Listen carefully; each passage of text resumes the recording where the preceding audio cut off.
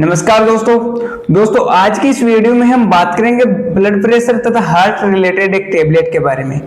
यह टेबलेट दो अलग अलग दवाओं का कॉम्बिनेशन है जो कि एम्लोडिपिन तथा एटेनोलोल है। इस वीडियो में हम इस एम्लोडिपिन और एटेनोलोल के बारे में पूरी जानकारी जानेंगे, जैसे कि ये एम्लोडिपिन और एटेनोलोल क्या है, इसका मुख्य कार्य क्या है, इसके साइड इफेक्ट्स क्या है, इसके कुछ पॉपुलर ब्रांड्स के बारे में, और वीडियो के लास्ट में हम जानेंगे इसकी डोज के बारे में। इसलिए आप वीडियो को अंत तक देखें ताकि आपको इस एम्लोडिपिन और एटेनोलोल के बारे में पूरी जानकारी मिल सके। तो दोस्तों अगर बात करें इस टेबलेट की, तो इसमें जो एम्लोडिपिन है ये कैल्शियम ब्लॉकर चैनल ग्रुप की दवा है जो कि हमारे शरीर में खून की नसों को रिलैक्स करके ब्लड के फ्लो को इजी करने का कार्य करता है। और साथ ही जो एटेनोलोल है ये बीटा ब्लॉकर है जो कि हमारे शरीर में हार्ट रेट को व हार्ट के कार्य को कम करने का कार्य करता है।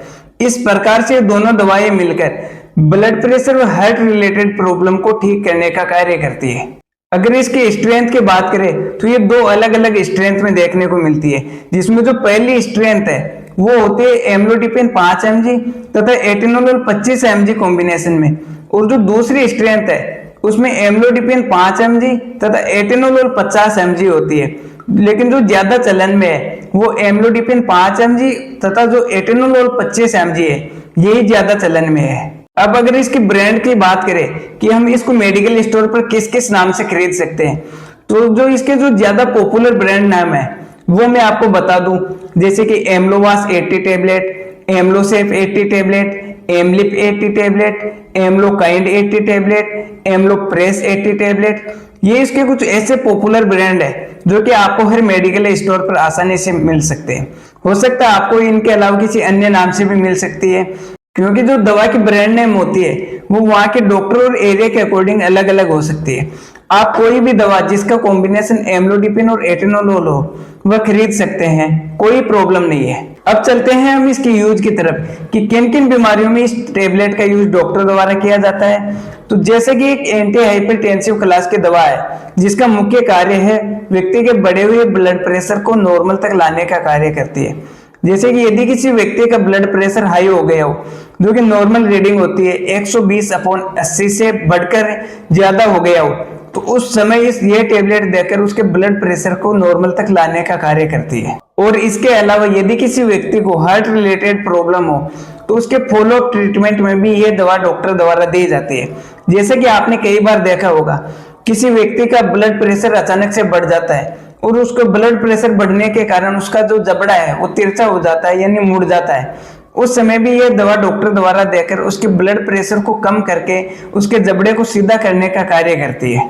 और इसके अलावा किसी भी व्यक्ति को ब्लड प्रेशर बढ़ जाने के कारण किसी भी प्रकार की कोई समस्या होती है तब भी यह दवा डॉक्टर द्वारा दी जाती है। अब हम इसके साइड इफेक्ट्स की बात करते हैं कि क्या क्या साइड इफेक्ट्स व्यक्ति को हो सकते हैं, क्योंकि सबसे कॉमन साइड इफेक्ट सामान्य से साइड इफेक्ट्स देखे गए हैं वो होते हैं नोजिया, वोमिटिंग, साथ ही सिर दर्द होना, स्लिपनेस आने जैसे लगना, कॉन्स्टिपेशन हो सकता है व्यक्ति को, हार्ट रेट कम हो सकती है, अचानक से ब्लड प्रेशर कम हो सकता है, नाक कान चेहरा पर गर्म फील होना, साथ ही हाथ पांव में ठंडा पड़ जाना, और इसके अलावा व्यक्ति को थकान महसूस हो सकती है।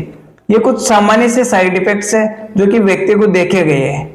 ये या फिर इसके अलावा कुछ अन्य साइड इफेक्ट्स आपको मिले तो तुरंत ही इस दवा को लेना बंद करें। अब हम बात करते हैं इस दवा की डोज की कि कितनी मात्रा में डॉक्टर द्वारा इसकी डोज दी जाती है। तो सामान्य तौर पर एम्लोडिपिन 5 mg तथा एटेनोलोल 50 mg की टेबलेट व्यक्ति को दी जाती है, और ये एक टेबलेट ही व्यक्ति को लेने की सलाह डॉक्टर द्वारा दी जाती है। इस टेबलेट को नाश्ते से पहले, नाश्ते के बाद या फिर खाने के बाद कभी भी लिया जा सकता है, कोई प्रॉब्लम नहीं होती है। और इस टेबलेट की अगर शुरुआती डोज की बात करें तो ये टेबलेट डॉक्टर द्वारा व्यक्ति को दिन में एक बार लेने की सलाह दी जाती है, और 5 से 10 दिन तक लेने पर अगर व्यक्ति के ब्लड प्रेशर में कुछ इंप्रूवमेंट दिखता है तो उसके अकॉर्डिंग डॉक्टर द्वारा इसकी डोज मेंटेन कर दी जाती है।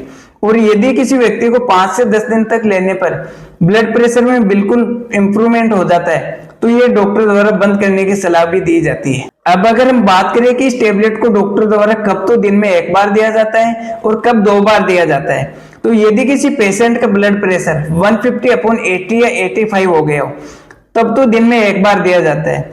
और यदि किसी पेशेंट का ब्लड प्रेशर 200/90 या 200/110 हो गया उस समय ये दिन में 2 बार डॉक्टर द्वारा लेने की सलाह दी जाती है।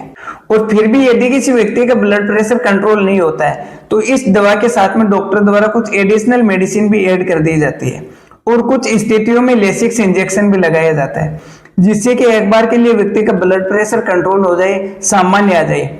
इस प्रकार से डॉक्टर द्वारा इस टेबलेट की डोज कैलकुलेट कर दी जाती है। और यहाँ पर एक सलाह मैं आपको देना चाहूंगा कि यदि किसी व्यक्ति का ब्लड प्रेशर बहुत ही ज्यादा बढ़ा हुआ हो उस समय उसको अपने मन से कोई भी दवा नहीं दे, अपने नजदीकी डॉक्टर से मिले और डॉक्टर की सलाह से ही उसको दवा दे। तो दोस्तों ये थी एम्लोडिपिन और एटेनोलोल टेबलेट के बारे में एक छोटी सी जानकारी। आई होप आपको वीडियो अच्छा लगा हो तो वीडियो को लाइक करें, शेयर करें, चैनल को सब्सक्राइब करें। मिलते हैं किसी और वीडियो में, तब तक के लिए मस्त रहे, स्वस्थ रहे।